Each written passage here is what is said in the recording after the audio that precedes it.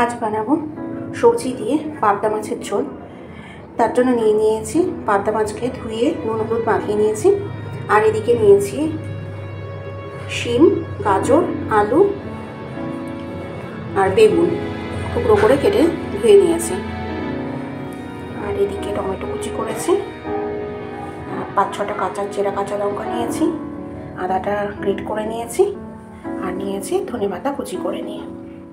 এবার আমি এই মাছগুলোকে ভেজে ফেলবো। মাছগুলো আমার ভাজা হয়ে গেছে। এবার আমি একটা পাত্রে তুলে নেব, নিয়ে ওই তেলেই আমি সবজিগুলো ভেজে নেব।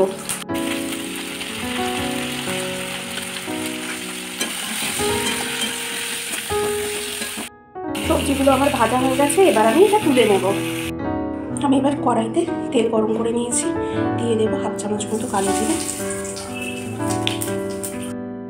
কালো জিরেটাকে একটুখানি ভাজা ভাজা করে নেব।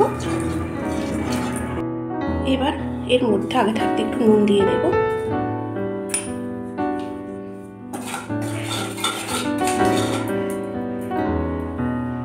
আর দিয়ে দেবো এর মধ্যেই গ্রেট করে রাখা আদা। নুনটা না দিলে আদাটা প্রচণ্ড ছেটে, তাই আমি একটু আগে থাকতেই নুনটা দিয়ে দিই। এর মধ্যে দিয়ে দেবো আমি ওই চেরা কাঁচা লঙ্কা, দিয়ে একসাথে করে ভাজা ভাজা করে দেবো। এর মধ্যে আমি দিয়ে দেবো টমেটো কুচি, দিয়ে আবার একটু নুন দিয়ে দেবো যাতে টমেটোটা গলে যায়। তারপর একসাথে ভালো করে কষিয়ে নেব।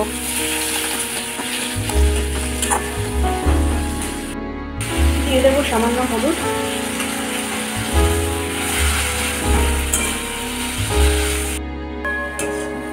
মশলাটা আমি কষিয়ে নিয়েছি। এবার আমি ভেজে রাখা সবজিগুলো দিয়ে আবার একটু কষিয়ে নেব।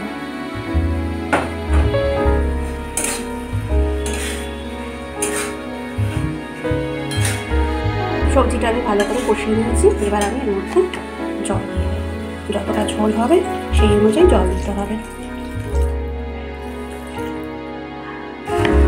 একটু নাড়াচাড়া করে দেবো, আর গ্যাসের ফ্লেমটা বাড়িয়ে এটাকে ফুটতে দেবো।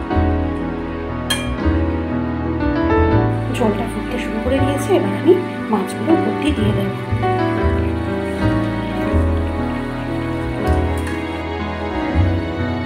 এবার আমি গ্যাসটাকে লো ফ্লেম করে ঢাকা দিয়ে দেব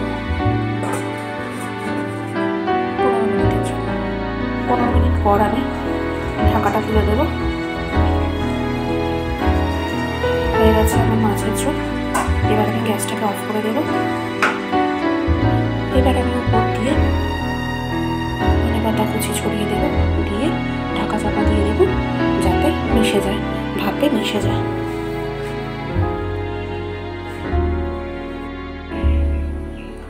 হয়ে গেছে আমার পাবদা মাছের ঝোল।